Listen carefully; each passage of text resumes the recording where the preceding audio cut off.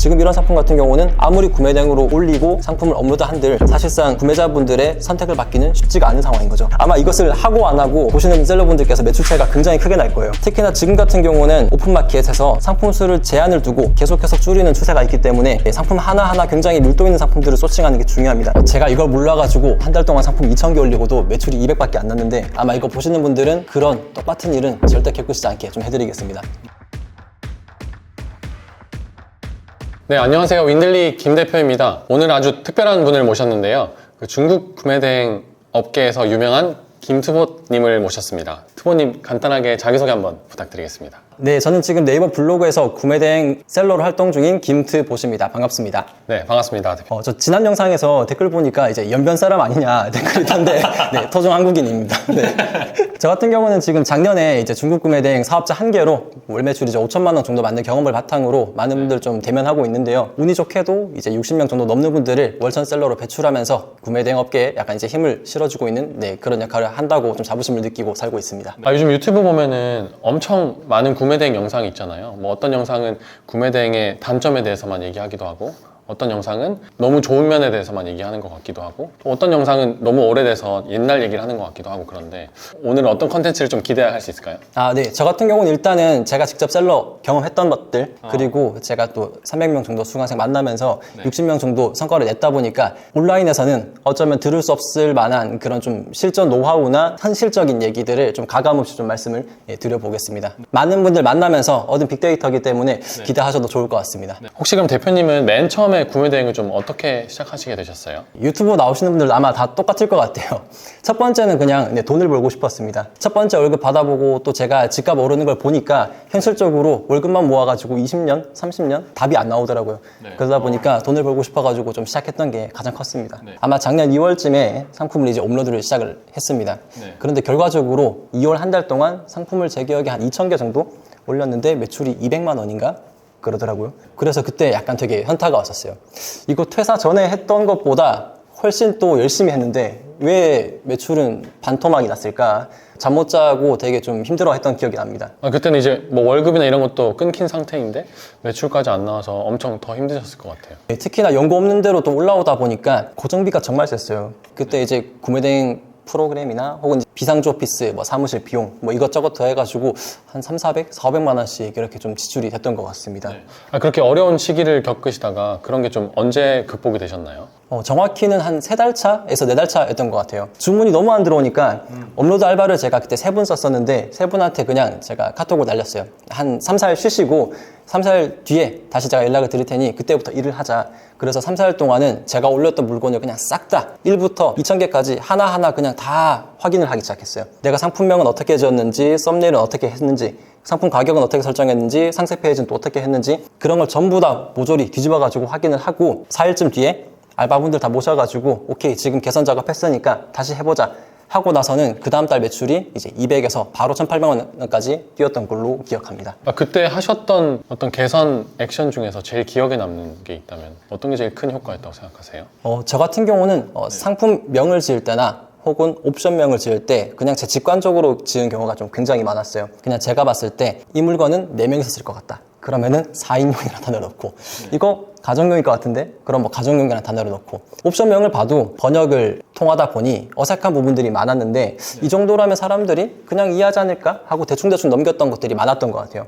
그런데 그런 부분들까지도 이제 의역을 더 자연스럽게 매끄럽게 해가지고 알바분들께 이렇게 통보를 하니까 그런 부분이 아무래도 또 구매하는 고객 입장에서는 충분히 또 이해가 잘 되기 때문에 구매 전환되는 요인이 되지 않았을까. 결국엔 내가 올렸던 거를 한번 보면서 이걸 하나씩 고쳐 나갔던 게 엄청 큰 효과였던 것 같아요. 그때 깨달은 점이나 노하우 이런 것들을 좀 공유해 주실 수 있나요? 네, 물론입니다. 그러면은 제가 그 중에서 크게 2가지 깨달았는데 일단 한 가지 먼저 좀 소개를 시켜드릴게요. 제가 이걸 몰라가지고 한 달 동안 상품 2,000개 올리고도 매출이 200밖에 안 났는데 아마 이거 보시는 분들은 그런 똑같은 일은 절대 겪으시지 않게 좀 해드리겠습니다. 제가 지금부터 소개드릴 방법은 상품 소싱 방법인데요. 상품 소싱에는 여러 방법이 있지만 제가 아는 주변에 사업자 한 개로 매출 2천만 원, 3천만 원, 4천만 원 내신 대표님께서는 모두가 알고 있는 방법 중에 하나니까요. 화면 보시는 분들은 이 방법 꼭 숙지하셨으면 좋겠습니다. 바로 설명을 좀 진행을 하겠습니다. 우선은 중국 해외 구매된 상품을 판매하고 있는 오픈마켓을 찾아줍니다. 이때 저 같은 경우는 보통 크게 2가지 키워드를 꼭 포함해서 검색을 하는데요. 업소용이라는 단어나 혹은 북유럽이라는 단어, 이 두 단어를 포함해가지고 중국 구매 대행 하는 분들을 찾곤 합니다. 이렇게 하는 가장 큰 이유는 현재 국내에서 중국 구매 대행 강의를 하시는 분들이 보통 상품명을 지을 때 업소용이라는 단어나 혹은 가구에서는 북유럽이라는 단어를 많이 좀 쓰라라고 표현을 하기 때문이에요. 업소용, 4인용, 테이블 이란 단어를 검색해서 한번 찾아보겠습니다. 아마 많으신 분들이 이런 식으로 소싱하고 있을 것 같아서 제가 좋지 않은 예시를 하나 좀 보여드리겠습니다. 네이버 쇼핑에서 해외 직구 탭에 들어간 다음 지마켓이나 옥션에 일단 접근을 합니다. 지금 보여드리는 방법은 적어도 2020년에서 2023년까지 아마 가장 많이 좀 유행했던 소싱 방법이고 어쩌면 지금도 이 방법으로 소싱하고 있는 분들이 굉장히 좀 많을 거라고 생각을 하고 있어요. 지마켓이나 옥션, 한마디로 ESM에 있는 판매 기록을 보고 데이터를 참고하는 방식입니다. 보시면은 상품이 이렇게 있고 우측에 상품평이 있죠. 상품평이 있다는 뜻은 구매가 일어났다 라는 걸로 간주를 하고 보통 이렇게 상품평이 있는 상품들을 소싱하는 분들이 많았어요. 이거 같은 경우는 전제 조건이 그거죠. 이거는 상품이 구매 대행으로 판매가 된 상품이다.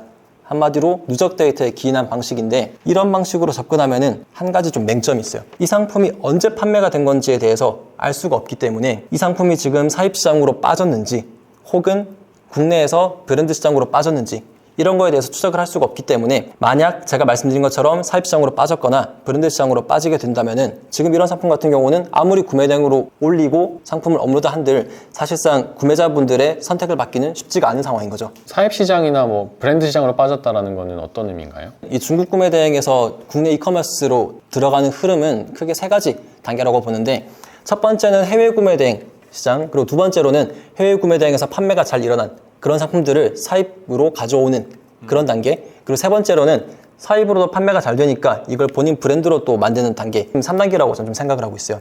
그러다 보니 해외 구매 대행으로 판매가 충분히 잘 일어났다? 그러면은 국내에 어떤 돈 있는 분들 혹은 사입장에서 나는 이거 사입으로 판매하고 싶다라는 니즈가 있는 분들은 이런 상품들을 사입으로 이제 국내로 들어온다는 거죠. 그렇게 되면은 해외에서 판매하는 것보다 대량의 물건들을 값싸게 가져올 수 있기 때문에 어찌 보면 단가적인 메리트가 있을 수도 있겠고 혹은 2주, 3주씩 기다려야 되는 배송의 불편함도 없지 않습니까? 그래서 하루 이틀 만에 또 배송 가능하니 이런 점들의 메리트를 가지고 사입 시장에서 더 잘 판매할 수 있어요. 그래서 저 같은 구매 대행 사업자 입장에서 보자면은 사입 혹은 브랜드로 넘어간 상품들은 해외 구매 대행으로는 크게 메리트가 없다 그런 표현입니다. 이미 시장이 좀 성숙한 저쪽 방향으로 가버렸다라고. 예, 정확합니다. 해외 구매 대행에서는 더 이상 판매가 좀 어렵다, 좀 그런 상품이 되었다라고 이해를 하시면 되겠습니다. 그래서 옥션이나 지마켓에서 판매 내역을 보는 이런 데이터를 보시는 것보다는 이미 많은 분들이 아실 수는 있지만 굉장히 좀 중요한 정보인 네이버 오픈마켓에 있는 이 베스트라는 정보들을 참고하는 게 훨씬 더 접근성이 용이하지 않나 라는 좀 생각을 합니다. 이 베스트라고 의미를 하는 게 판매가 일어나고 나서 3일 동안 붙어있는 라벨이에요. 그러다 보니 지금 이 베스트가 있다는 것은 지금 현재에도 구매 대행 시장에 판매가 잘 일어나고 있는 상품군이다 라고 보실 수가 있는 겁니다. 간혹 그런 분들 좀 있어요. 지금 알리랑 테무가 들어와가지고 내가 지금 해외 구매 대행 시장을 계속 좀 영위하는 게 맞는가 혹은 진입하는 게 맞는가 고민이신 분들도 있는데 지금 이렇게 눈앞에 보시는 네이버 스토어에 베스트가 있다는 것은 제가 이해하기로는 알리도 있고 테무도 있지만 국내 판매자가 충분히 오픈마켓으로 잘 팔 수 있는 물건이다. 이 모든 것을 좀 증명을 하기 때문에 저는 알리와 테무가 아무리 활기를 치고 더 크게 영업을 한들 이 베스트가 주는 의미가 굉장히 좀 크다라고 생각을 하고 있어요.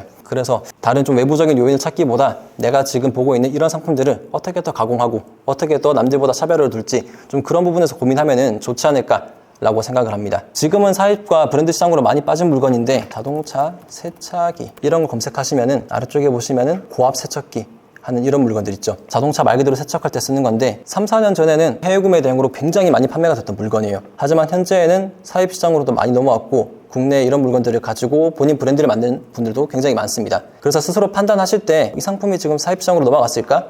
혹은 뭔가 브랜드가 돼가지고 해외 구매 대행으로 좀 승산이 없지 않을까 하는 생각이 드신다면은 네이버 쇼핑에서 검색을 해가지고 한번 스스로 셀프로 점검을 해보셔도 좋을 것 같습니다. 지금 제가 그냥 흘리면서 드리는 말씀이지만 굉장히 중요한 정보입니다. 아마 이것을 하고 안 하고 아마 보시는 셀러분들께서 매출 차이가 굉장히 크게 날 거예요. 특히나 지금 같은 경우는 오픈마켓에서 상품 수를 제한을 두고 계속해서 줄이는 추세가 있기 때문에 상품 하나하나 굉장히 밀도 있는 상품들을 소싱하는 게 중요합니다. 네, 대표님 그럼 아까 베스트 상품들을 이렇게 착안해서 가져오는 방법들을 만약에 많은 사람들이 똑같이 쓰게 된다고 하면 뭔가 내게 더 안 팔리게 될 것 같은데 그럴 땐 좀 어떻게 해야 될까요? 모두가 베스트를 볼 것 같은데 어떻게 좀 차별화시킬 수 있을까? 네네. 이게 상품이 다 같다 보니까 사실상 아주 다른 상품으로 만들 수가 없어요. 그러다 보니까 저 같은 경우는 구매하는 분들이 어떻게 하면은 구매 전환에 조금 더 용이하게 넘어갈지 보는 분들로 하여금 머릿속에 고민의 여지나 혹은 선택을 할 때 스트레스 받지 않도록 만드는 게 좀 중요하다고 생각을 합니다. 그래서 제가 하는 방법을 좀 보여드려 볼게요. 첫 번째로는 아까 말씀드렸던 것처럼 여기 지금 보이는 상품을 제가 소싱하고 싶다. 그러면은 여러분들 아시는 이 타오바오 이미지 소싱, 이미지 검색을 눌러줍니다. 눌렀을 때 상품들이 여러 가지 나오는데 저 같은 경우는 지금 이 상품이 현재 구매된 시장에서는 판매가 검증이 됐다 라고 판단을 해서 이 상품이랑 뭐 비슷한 상품들 혹은 같은 상품들을 이렇게 좀 봅니다. 5만 원짜리 훨씬 더 비싼 상품들 있죠. 이런 것보다는 32,000원이나 3만 원 이런 상품군들이 가격 메리트가 확률적으로 좀 더 있겠구나 라고 접근을 해서 이런 상품들을 소싱을 합니다. 그래서 지금 화면 보시는 물건을 윤들리 기능을 통해 가지고 좀 수집을 하겠습니다. 지금 상품 수집된 것을 이제 보고 말씀을 드릴 건데 두 가지를 생각합니다. 하나는 중국 냄새가 최대한 나지 않게 상품을 좀 가공을 하고, 두 번째 같은 경우는 구매하는 고객분들께서 옵션을 봤을 때 바로 이 옵션이 이런 형태의 옵션이겠구나 하는 거를 직관적으로 이해되게끔 좀 도와드리는 편이에요. 그래서 첫 번째로는 이미지들을 좀 설정을 해주는데, 첫 번째로 썸네일을 가공을 해줍니다. 지금 화면 딱 보셨을 때 이 화면 보시면 어떤 느낌 드나요? 누가 봐도 중국 물건이죠. 저 같은 경우는 화면 보실 때 이렇게 좀 지저분한 느낌들 혹은 중국어가 너무 많다 하는 물건들은 무조건 다 후순위로 비우고, 일단 눕기 이미지나 혹은 배경이 깔끔한 그런 모델샷이라 하나요? 그런 이미지들을 대표 썸네일로 꼭 가져와 줍니다. 그리고 현지에 있는 모델분들이 이렇게 나와주면은 너무 좋긴 해요. 너무 좋긴 한데 저 같은 경우는 손이 잘 안 갈 것 같더라고요. 그래서 이런 좀 모델분들 중에 특히나 이렇게 엄지척하고 있는 분들이 굉장히 많아요. 이런 이미지도 과감하게 좀 지워줍니다. 그리고 중국 냄새를 지워주거나 조금 이질적인 부분들 좀 개선해준다고 말씀드렸죠. 그래서 지금 화면 보시는 이런 이미지 같은 경우도 첫 페이지 같은 경우는 좀 번역을 하는 편이지만 보통의 경우에는 이 매직 브러쉬 이용해가지고 그냥 깔끔하게 지우는 편입니다. 중국 구매 대행으로 보통 구매하시는 분들은 상품이 뭔지 다 알고 구매하시는 분들이 많더라고요. 그러다 보니까 아래 기능적인 부분 혹은 상품에 대한 사진만 있어도 이해를 다 보통 하시기 때문에 이런 부분은 이질적인 느낌 나지 않도록 해서 최대한 좀 지워주는 편입니다. 그래서 이미지에서 봤을 때 중국 냄새를 최대한 지워주고 이분들이 호감을 가질 수 있게끔 만들어주는 게 첫 번째로 중요하고, 두 번째로는 옵션명으로 넘어갔을 때 지금 딱 보시면 의역된 게 어떨까요? 두꺼워진 유형 장착반 길이 2m 1.5 두꺼워진 곡선암 고방수 원단, 굉장히 좀 표현이 이상하고 좀 거칠죠. 이런 것들을 하여금 저는 좀 보기 좋게 직관적으로 다 수정을 해주는 편인데, 이때에도 가장 좀 집중하는 부분이 있습니다. 바로 보시는 이런 내용들을 다른 두 번째, 세 번째, 네 번째, 다섯 번째 옵션과 비교했을 때 모든 옵션명들을 어순을 갖게 좀 일치를 시켜줘요. 예를 들면 지금 여기서 두꺼워진 상품 혹은 두꺼운 상품이라고 인식을 할 수가 있겠고, 두 번째로는 이제 길이와 규격에 대한 부분 나오죠. 세 번째로는 이제 원단에 대한 표현이 나옵니다. 그런데 가끔 보면은 이러한 내용들이 뒤죽박죽 되는 경우 있어요.